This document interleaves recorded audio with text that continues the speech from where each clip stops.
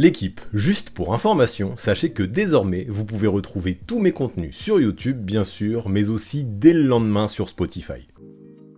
Salut la team, j'espère que vous allez bien. Pour la vidéo d'aujourd'hui, que cette fois-ci, j'ai choisi sans l'aide d'un sondage Instagram. Ouais, on enchaîne tout simplement. La semaine dernière, je me suis occupé de la conférence Est, et cette semaine, logique, il est temps de s'occuper de la conférence Ouest. La deadline, c'est le 5 février, on va parler de ça aujourd'hui, donc avec ces deux vidéos, ça nous aura permis de faire un tour complet de toute la ligue. Par contre, avant qu'on commence, pensez à vous abonner à cette chaîne YouTube, j'y tiens vraiment. On est dans le moment où une simple notification peut retourner l'avenir d'une franchise en seulement 10 minutes, donc voilà, ça vous permettra de rien louper si vous vous abonnez. Et puis vous le savez, si vous voulez peser dans le choix des sujets des prochaines vidéos, c'est sur Instagram que ça se passe. Donc voilà, pour avoir votre mot à dire, retrouvez-moi là-bas aussi. Mais bref, pour aujourd'hui, le programme est simple, on va faire un tour d'horizon de la conférence Ouest, équipe par équipe, et on va essayer d'imaginer une direction à prendre. Est-ce qu'il faut bouger? Est-ce qu'il faut rester calme? Et surtout, quel est l'objectif? À chaque fois, c'est l'idée, j'essaierai de vous expliquer ce que je ferais si j'étais GM de la franchise en question. Donc voilà, le concept, vous l'avez, installez-vous bien dans vos canapés, on lance ça tout de suite.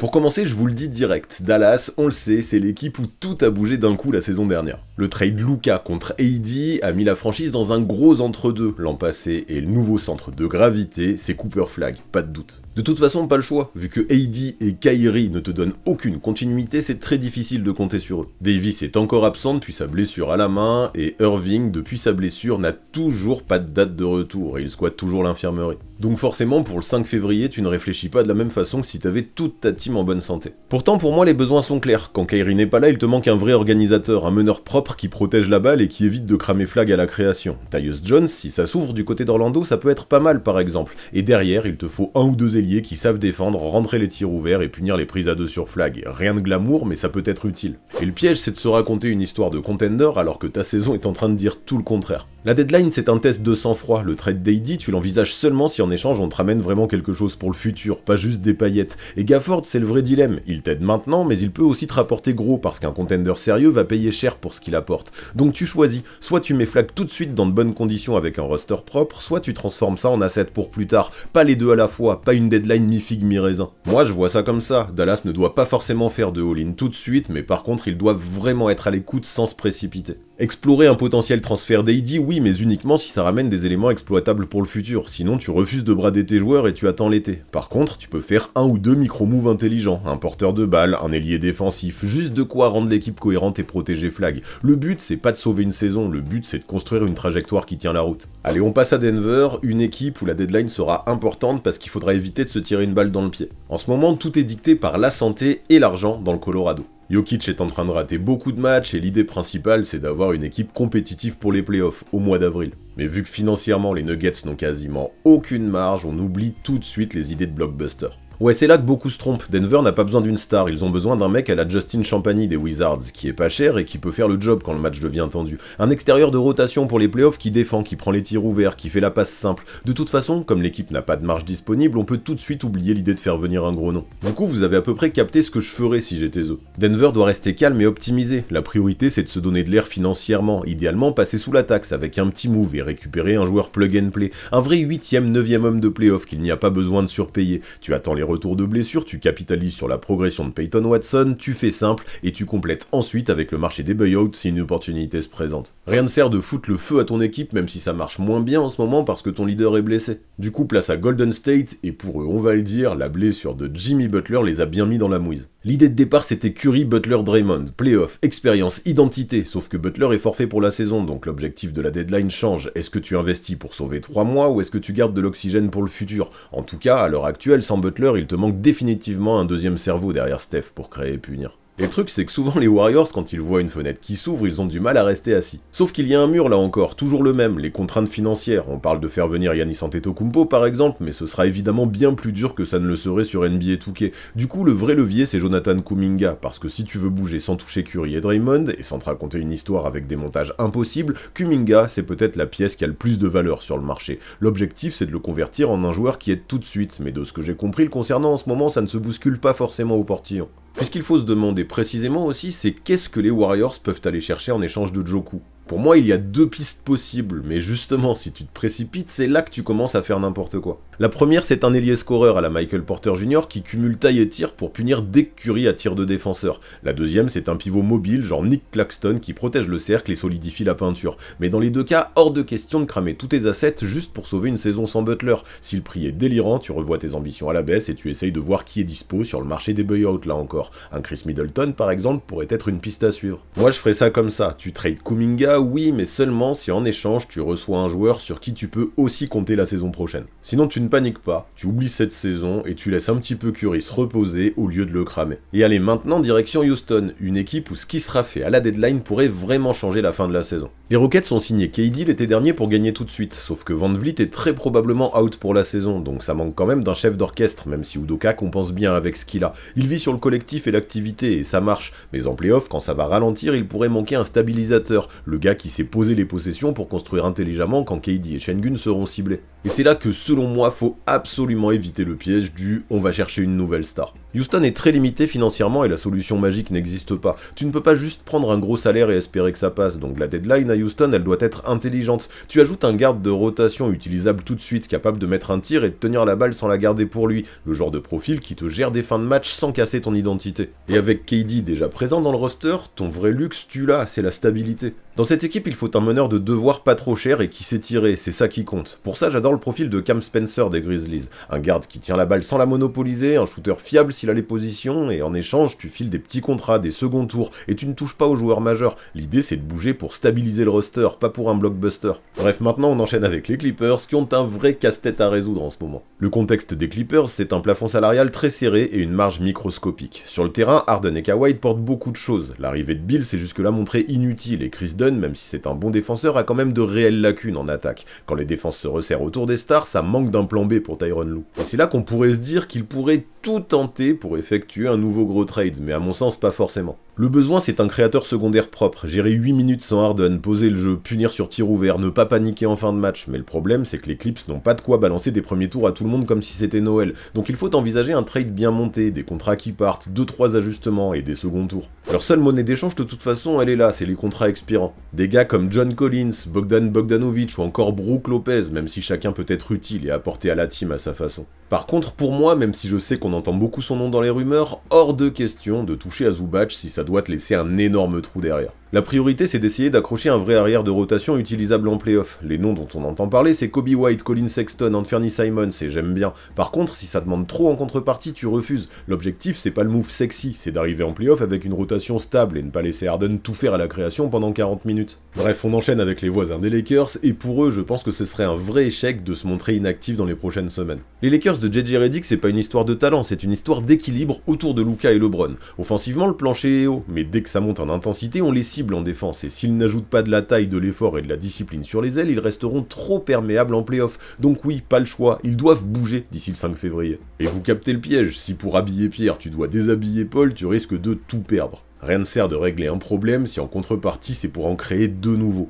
Le besoin numéro 1, c'est un ailier two-way avec de la taille, un mec qui peut prendre des missions sales en play-off, tenir plusieurs postes et ne pas être ignoré à 3 points. Les Lakers ont déjà fait comprendre que c'est ce qu'ils cherchent, et c'est logique, sauf que les rêves style Herb Jones ou Trey Murphy, ça a l'air fermé, ça coûte une blinde, tu oublies. Donc la version réaliste, c'est d'aller chercher un profil plus accessible, mais immédiatement intégrable à l'effectif. Un Dean Wade des Cavs par exemple, c'est pas sexy, mais ça peut apporter des trucs, taille, tir correct, défense sérieuse, rôle clair. Pour moi, c'est ce genre de bon coup qu'il faut aller chercher à Los Angeles, mais ça ne suffira pas. Parce que ouais, il y a quand même un deuxième immense souci à régler, je pense, la raquette. Ouais, elle a pas le choix, je veux un vrai pivot défensif derrière Ayton, un filet de sécurité capable de faire le taf, protéger le cercle, choper des lobes en hauteur et te donner des stops. Robert Williams, c'est typiquement le pari buy low que tu peux tenter si tu acceptes le risque santé. La logique Lakers, ça doit être ça, s'endurcir en défense, pas ajouter un nouveau mec qui a besoin du ballon. Parce que ouais, l'objectif numéro 1, selon moi, c'est clairement avant tout de boucher les fuites. Et pour faire ça, faut qu'on discute de la question qui fait parler tout le monde en ce moment. Est-ce qu'il faut lâcher Austin Reeves et l'envoyer ailleurs? À mon sens, non, sauf opportunité complètement exceptionnelle. Reeves est trop important dans la création secondaire avec Luka, et même pour la continuité l'an prochain. Donc tu montes un deal avec tes role-players pour équilibrer, et tu ajoutes des seconds tours. Et si tu dois utiliser ta grosse cartouche de draft, genre un futur first, tu le fais uniquement pour une vraie pièce qui change ton identité défensive. En clair, priorité à un ailier et à un pivot défensif. Le besoin est criant. Faut sortir de cette deadline en se disant on a vraiment fait progresser l'équipe, pas juste on a retourné à nouveau Twitter avec un nouveau trade. Bref, voilà pour les Lakers et vous allez voir que maintenant Memphis ça peut être une vraie équipe domino dans les prochains jours. Déjà faut comprendre le contexte, sinon on va raconter n'importe quoi. L'été dernier, les Grizzlies ont envoyé un signal énorme en envoyant Desmond Bane à Orlando en échange d'un paquet de picks et de KCP. Donc t'as une base, t'as des jeunes, t'as des tours de draft, mais t'as surtout une question qui écrase tout le reste, la situation de Ja Morant. Et tant que ce dossier ne sera pas clarifié, t'auras beau faire des ajustements, ça ne te donnera pas de direction claire. Et sur le terrain, ça se voit de manière assez flagrante, leur problème est assez simple à expliquer. Sans Bane, Memphis a perdu un vrai créateur qui étire le jeu, donc l'équipe a besoin de shoot, mais le roster n'en donne pas assez. Avec Morant qui n'est pas fiable de loin, le terrain se rétrécit, les défenses se resserrent, chargent la raquette et tout devient plus difficile. Donc oui, il faut du tir et peut-être un deuxième créateur, mais la vraie question c'est Ja Morant, j'y reviens, est-ce que c'est toujours le visage du projet ? Là on arrive vraiment au point chaud parce qu'on parle de celui qui dans cette team est censé être le patron. À l'instant où on se parle, ce qui se dit c'est que Morant est plus que jamais sur le marché avec une demande annoncée très haute en pick et en jeune, et je comprends ce qu'il recherche, si une offre qui peut changer la franchise arrive, Memphis peut basculer sur une timeline plus saine, centrée sur Triple J, les jeunes et le stock de pick. Dans ce scénario, tu ne tankes pas bêtement, tu vends intelligemment. KCP devient un profil parfait pour un contender qui veut un 3&D d'expérience par exemple, et tu transformes tes vétérans en flexibilité et en assets. Et même sans Morant dans le Tennessee, j'imagine bien plus un retool qu'un rebuild pour cette équipe. Par contre, là, faut se mouiller parce que sinon on va tourner autour du pot toute la nuit. La ligne claire à Memphis d'ici le 5 février, c'est d'explorer le transfert de Morant à fond, mais tu ne bouges que si tu récupères une vraie contrepartie. De vrais premiers tours, un jeune qui peut devenir très fort et la possibilité de respirer derrière. Si ça n'arrive pas, tu gardes Morant et tu fais un ajustement raisonnable. Du tir, un peu de création secondaire, sans cramer tes cartouches. Sans solution réelle, tu gardes la grosse décision pour cet été. C'est là que Memphis aura le plus de levier, pas la veille de la deadline en mode panique. Maintenant, Minnesota, c'est typiquement le genre d'équipe où les prochaines semaines pourraient se montrer piégeuses. Ils ont trouvé un vrai rythme récemment, avec Ant en patron et une identité défensive solide. Mais en fin de match, quand ça ralentit, toujours le même problème. On en revient à Anthony Edwards doit tout faire. Donc le besoin est simple pour moi, un plan B à la création qui peut tenir la route en playoff. Et le problème c'est que les Wolves ne peuvent pas faire n'importe quoi même s'ils en ont envie. Par contre, dans les profils qui collent vraiment à ce que Minnesota cherche, il y a un nom que j'aime bien parce qu'il coche pas mal de cases, Dennis Schroeder. Pas pour être le sauveur, mais pour enlever de la pression à Ant, stabiliser les minutes où ça piétine et donner un mec qui n'a pas peur de prendre un pull-up quand le système est mort. L'idée c'est qu'il arrive, qu'il connaisse exactement son rôle et que ça améliore les fins de match sans toucher à l'ADN de la team ni mettre les finances dans la zone rouge. Et tout ça, Dennis Schroeder c'est bien beau et j'aime bien l'idée, mais en échange tu donnes quoi? Pour moi, Minnesota doit faire ça intelligemment, échanger un jeune prometteur mais qui n'est pas intouchable, genre Rob Dillingham, des seconds tours et un contrat pour équilibrer les salaires, point. Tu ne touches pas à tes mecs qui te font tourner la machine tous les soirs, parce que sinon tu casses ta cohérence. Et si Schroeder n'est pas touchable au bon prix, tu restes sur la même idée avec un autre vétéran du même type, un mec qui peut créer un tir, mettre un catch and shoot et tenir 10 à 15 minutes sans que tout parte en fumée, pas besoin de plus. Donc oui, je pense que Minnesota doit rester globalement calme, mais s'il y a un coup propre style Schroeder, tu le prends sans hésiter. Un seul move, une opportunité à saisir, un garde qui crée et qui shoot sans exploser la profondeur et sans franchir des lignes financières qui te plomberont derrière. S'ils trouvent ça au bon prix, ça augmente leur plafond en playoff parce que N sera moins seul à porter les fins de match. Et si le marché devient trop cher, tu t'assois, tu gardes ta dynamique et tu assumes. Ton équipe est déjà assez forte pour faire peur, tu n'as pas besoin de tout bouleverser pour exister. New Orleans maintenant, c'est l'heure et c'est vraiment un cas à part quand on pense à la deadline.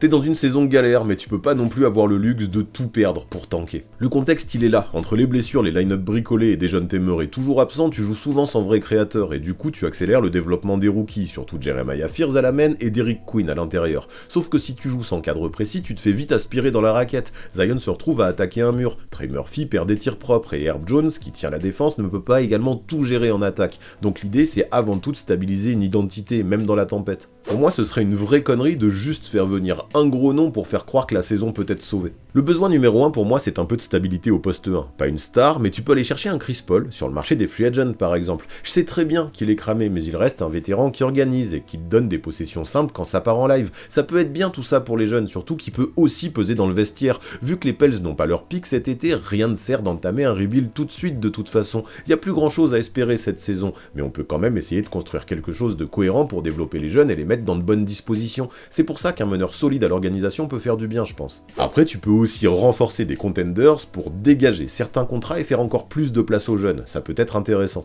La deadline doit servir à deux choses, récupérer des assets pour le futur et construire un jeu cohérent dans une dynamique de développement. Tu peux vendre une ou deux pièces secondaires si le marché existe pour des joueurs comme Kevon Looney ou Saddiq Bey. Tu peux écouter les offres pour pool aussi si on te donne quelque chose de sérieux en échange. Mais pour moi, tu gardes tout de même Zion, Herb Jones, Murphy, Fears et Queen. Tu ne reconstruis pas une identité en changeant la colonne vertébrale tous les 4 matins. Par contre, tout le reste, ça peut faire ses valises. Les Pelicans ne doivent clairement pas, je pense, tenter un énorme coup, un énorme trade à cette deadline. Ce qu'ils doivent faire, je pense, c'est avant tout vendre une ou deux pièces secondaires si ça peut rapporter des assets pour le futur. Rien à acheter donc pour moi dans cette équipe, à part si ça permet de mieux développer les jeunes. Mais ok, maintenant OKC et eux, on sait très bien qu'ils ne font jamais de moves juste pour faire des moves. Le Thunder n'a aucune urgence de bouger, ils sont déjà construits avec un titre en poche et une identité claire. Leur vrai sujet, c'est la gestion du risque, surtout à l'intérieur, parce que leur raquette peut vite devenir fragile si d'un coup Chet ou Hartenstein devait manquer à l'appel. Et le truc, c'est qu'avec leurs assets, ils peuvent tout faire. S'ils sont malins, ils peuvent encore se renforcer significativement d'ici les playoffs. Ils ont de quoi se concentrer sur les détails, et c'est pour ça que leur deadline peut devenir hyper intéressante. Moi, si je suis Presti, je vise un seul truc, un big man sérieux à la De'Ron Sharp, utilisable tout de suite, pas cher, qui peut te donner 10 minutes propres si t'as un pépin ou si un match-up devient trop physique. Pas pour remplacer tes intérieurs, juste pour éviter la panique le jour où tu prends 2 fautes rapides ou le jour où tu tombes sur une équipe qui te matraque au rebond. Le package logique côté OKC, c'est un montage propre autour d'Ousmane Dieng plus une compensation raisonnable en pique, ça peut faire le job. Par contre, hors de question de tout bouleverser ou de se foutre à poil pour un pivot comme Sharp. Et sans ça, Presti n'a qu'à faire du Presti, de la gestion. Tu échanges des pics proches contre des pics plus lointains, tu désengorges le roster, tu gardes de la marge et tu te gardes une cartouche pour le jour où un vrai joueur qui change ton plafond devient disponible. Ça colle avec ce que beaucoup projettent pour cette team. Pas de tremblement de terre, juste rendre leur puzzle plus complet et éviter de couper un joueur utile par manque de place pour lui. Pas de gros trade donc pour moi pour OKC dans les prochains jours, mais plutôt quelques ajustements qui te permettraient d'être plus performant pour le présent ou pour le futur. Mais allez, Phoenix maintenant, c'est l'équipe où la deadline peut te faire n'importe quoi si tu agis sur un coup de tête. Parce qu'on parle d'un projet qui a déjà changé d'ossature. Kevin Durant est parti cet été dans un deal qui a ramené Jalen Green et Dillon Brooks, donc on n'est plus sur une armée de stars, on est sur un groupe plus dur, plus collectif. Et surtout, les Suns ont récupéré de l'air sur le plan financier, donc ils ne sont plus paralysés. Avec Jordan Hott sur le banc, l'identité est plus lisible, effort, discipline, hiérarchie plus simple. Donc le piège, c'est de casser une alchimie qui fonctionne juste parce que février approche et que c'est le moment d'afficher ses ambitions. Surtout que sans même parler de trade, le vrai renfort dans cette équipe, c'est avant tout pour moi le retour de Jalen Green. Green a très peu joué, donc une grosse partie de ce que Phoenix a construit s'est faite sans le mec censé devenir ton deuxième moteur offensif à moyen terme derrière Booker. Du coup, à mon avis, leur besoin numéro 1 n'est pas un gros nom, c'est un profil. Un mec capable de se battre quand on lui donne de bonnes minutes. Un peu à la Gershon Yabusele, parce que quand tu joues petit sur certaines séquences, le rebond devient trop hasardeux. Mark Williams te donne une présence, c'est vrai, mais sa disponibilité n'a jamais été une certitude. Donc si Phoenix bouge, pour moi, ça doit juste être pour un petit move. En échange, tu peux te séparer de Nick Richards par exemple. Tu t'en sers pour aller chercher un 4 de rotation, et un Kyle Anderson, j'y pense, pourrait faire du bien lui aussi. De la taille, du rebond, de la défense, pas besoin du ballon, et surtout tu ne touches pas à Royce O'Neal ou Grayson Allen, sauf si on te surpaye. Sans ça, il est primordial de conserver suffisamment de spacing. Chez les Suns, inutile de se lancer dans des manœuvres inutiles, je le répète, mais c'est essentiel. Tu protèges Booker, Brooks, Green, tu écoutes le marché sur Richards pour régler le besoin taille plus rebond sans te mutiler, et si rien n'est au bon prix, tu fais un truc mature, réfléchi, tu touches à rien, tu attends le marché des buyouts derrière, et tu évalues enfin le vrai plafond du duo Booker-Green sur la fin de la saison. Bref, Phoenix c'est réglé, alors on poursuit avec Portland, une équipe où la deadline pourrait permettre de clarifier certaines choses. T'as un noyau jeune à développer, t'as déjà mis un vrai jeton sur Avdia et t'as des vétérans qui pèsent lourd dans la lecture et la culture de la franchise, donc tu ne peux pas non plus faire semblant d'être en mode all-in. Par contre, tu peux te demander si Jrue Holiday et Jeremy Grant servent vraiment à encadrer les jeunes, ou s'il vaut mieux les transformer maintenant en assets présents et futurs. Et je pense que si tu ne décides pas de ça avant le 5 février, tu perds juste du temps. Alors le premier départ évident, je pense, c'est Jeremy Grant, un ailier qui peut plaire fort à des contenders, qui cumule taille, tir, défense et qui sait créer son tir. Mais Portland doit être exigeant, pas de package de second tour en échange d'un joueur comme ça. L'objectif c'est un vrai first et ou un jeune de rotation qui colle à la fenêtre 2026-2029. Parce que ouais, l'erreur ce serait de vouloir vendre Grant à tout prix sans que ça t'apporte grande chose et ce serait dommage parce qu'il a une vraie valeur je pense. Deuxième dossier ensuite, Robert Williams. Là c'est simple, c'est un pari permanent sur sa santé et sa disponibilité. Mais de ce qui se dit, certains contenders gardent un œil sur lui car quand il est dispo, son impact défensif en 15-20 minutes, c'est de l'or en barre en playoff. Le projet à long terme dans la raquette à Portland se situe déjà autour de Klingan, avec Young Hansen derrière lui pour le futur. Dans ce roster, Williams n'est donc plus du tout essentiel. C'est bien pour ça que les Blazers doivent écouter les offres à son propos. Si tu le mets dans un package avec Matisse Thybulle par exemple, qui a un contrat assez facile à absorber, tu peux obtenir une contrepartie intéressante. En tout cas pour cette deadline, Portland doit être vendeur, pas acheteur. Tu testes le marché pour Grant en priorité, puis Robert Williams. Tu gardes Matisse Thybulle en levier pour pimper une offre et tu profites de ces prochains jours pour obtenir un vrai retour, clarifier ta timeline et ouvrir des minutes à ton groupe de jeunes pour le faire progresser. C'est comme ça que je vois les choses, en tout cas pour ma part, du côté de l'Oregon à l'heure actuelle. Alors allez, on enchaîne avec Sacramento et pour moi, il est vraiment temps de enfin se décider dans cette team. Sur le papier, t'as du talent et même du punch, Lavine, DeRozan, Sabonis, ça te garantit des points et des soirées où tu peux faire mal à n'importe qui. Le problème, c'est l'alchimie. Beaucoup de création individuelle, beaucoup de tirs à mi-distance et pas assez de cohésion pour tenir 48 minutes à haut niveau. Et c'est pour ça que ça peut bouger. Tous les joueurs majeurs sont apparemment sur le marché et derrière, on a un gars comme Keon Ellis qui est vu comme une pièce qui a de la valeur parce qu'il défend fort et qu'il sait parfaitement remplir son rôle. Et là, si tu fais juste des ajustements, tu ne règles rien et c'est bien le gros problème. Le besoin numéro 1, à mes yeux, pour les Kings en ce moment, c'est d'abord une identité défensive stable. Et justement, si on veut aller au bout des rumeurs, disons-le, il y a certains deals qui semblent pas mal chauffer en ce moment du côté de Sacramento. Beaucoup d'observateurs parlent de DeRozan plus Ellis aux Clippers contre John Collins plus un contrat expirant pour équilibrer. C'est intéressant parce que ça change ton équilibre sans te forcer à tout casser. Collins, c'est de la taille, de l'explosivité, de la finition au cercle et ça te donne un frontcourt plus moderne à côté de Sabonis. J'aime bien cette idée, car même les Clippers peuvent y trouver leur compte, je pense. Sacramento n'a pas besoin d'un gros trade, ils ont surtout besoin d'un roster qui colle enfin à une logique et ça fait longtemps que ça n'a pas eu lieu.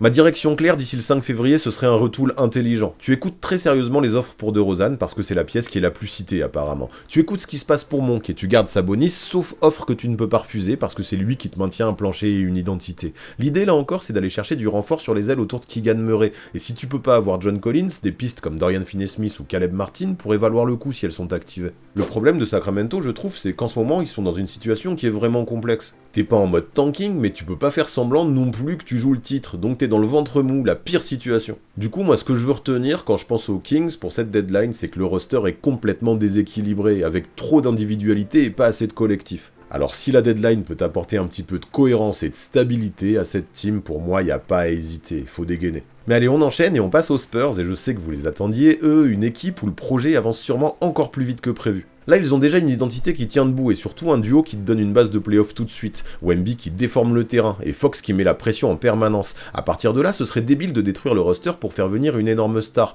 Non, la vraie question, c'est comment avoir à disposition un roster qui ne se fera pas ouvrir en post-season.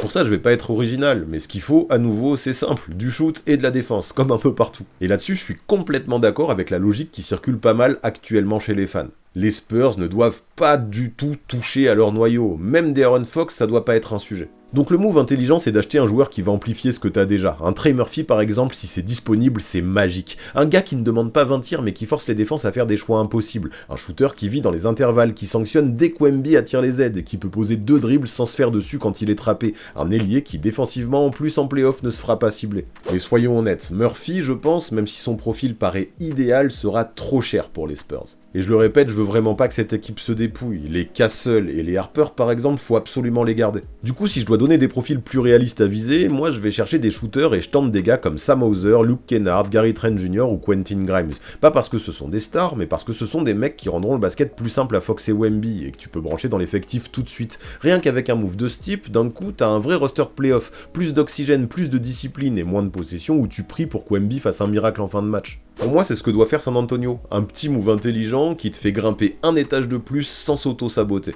Du coup on enchaîne avec Utah et je ne vais pas vous mentir, j'avoue que c'était pas forcément évident de savoir où va l'équipe au premier coup d'œil. Pourtant ils sont clairement dans une phase où l'objectif numéro 1 c'est l'avenir, et à ce propos il y a une donnée qui change tout à la deadline. Si leur pick n'est pas top 8, ils doivent l'envoyer à OKC. Donc le danger pour Utah c'est pas de rater les playoffs, pas du tout. Le danger c'est de trop gagner et de perdre un tour de draft précieux. Du coup la logique doit rester la même, des minutes pour les jeunes, des responsabilités qui grimpent et une saison qui sert à trier qui pourra rester dans le projet futur. Rien ne sert de vouloir faire progresser la team pour un pseudo-run de fin de saison complètement hypothétique. Donc ouais, dans cette situation, cette team devra clairement se montrer plus vendeuse qu'acheteuse, pas de doute. Si Utah bouge, ce sera forcément dans l'idée de récupérer des assets pour le futur. Des pics du premier ou du second tour, des jeunes à tester, tout ça peut-être en servant de troisième équipe pour faciliter un deal en absorbant des salaires. Et le gros bouton rouge qui peut faire bouger énormément de choses dans ce contexte, évidemment c'est Lauri Markkanen. Le dossier Markkanen, c'est probablement le plus chaud en ce moment pour cette franchise. Oui, c'est ton meilleur joueur, oui, ça peut faire mal au petit cœur des fans de l'envoyer ailleurs, mais si une équipe est prête à filer le jackpot en échange de lui, Utah doit écouter sans trembler.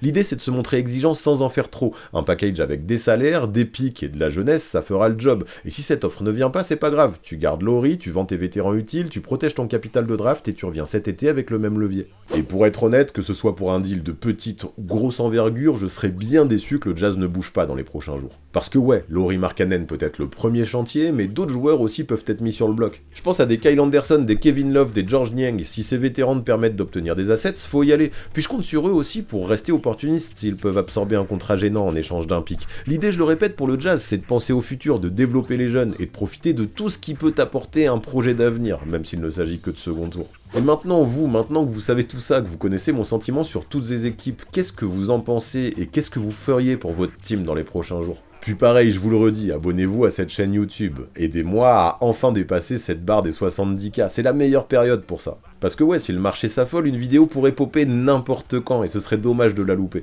Je vous le rappelle aussi, si vous voulez vous mettre bien à jour d'ici la trade deadline, j'avais fait la même vidéo pour l'Est la semaine dernière, alors allez la voir si ce n'est pas encore fait. Enfin, si vous êtes au point et que ce contenu vous a plu, go le booster avec la nouvelle fonctionnalité YouTube qui permet de péter l'algorithme. Aidez-moi là-dessus. En tout cas, pour tout ça, je compte sur vous la team et je vous remercie en attendant de vous retrouver tout de suite dans les commentaires pour débattre très fort.